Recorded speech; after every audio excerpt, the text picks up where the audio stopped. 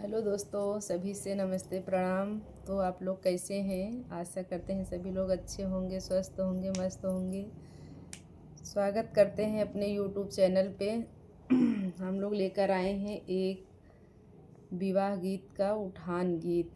कैसे लगेगा कमेंट में ज़रूर बताना।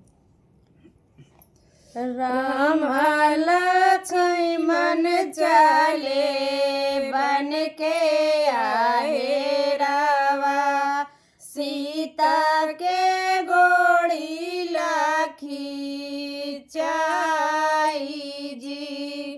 राम लक्ष्मण चले बन के आहे रावा, सीता के गोड़ी लाखी चाई जी। गोड़ी ला बहे रजनी होयो मोरी सीता, नाही त हो विवालो पजी।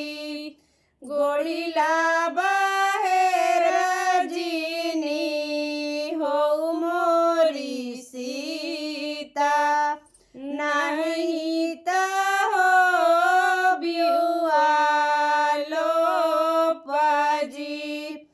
जोगिया भेला सधई के आवई रावणवा, सीता के रथ में ठाई जी। जोगिया भेला सध के आवई रावणवा, सीता के रथ में ठाई जी। मृगवारी के जब लौटे राम लक्ष्मण, करई लगे सीता के खोज जी। मृगवारी के जब लौटे राम लक्ष्मण, करई लगे सीता के खोज जी। राम परोसी मोरी माई बहिनिया, केहू दे तू सीता के बताई जी। रान परोसी मोरी माई बहिनिया, केहू दे तू सीता के बताई जी।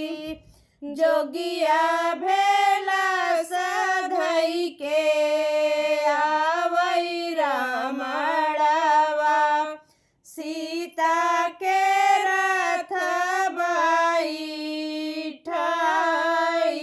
जी। घोड़वा के चाटे से लंका उजारी देवई, कैले बई सीता के खोज जी। घोड़वा के पाटे से लंका उजारी देवई, कैले बई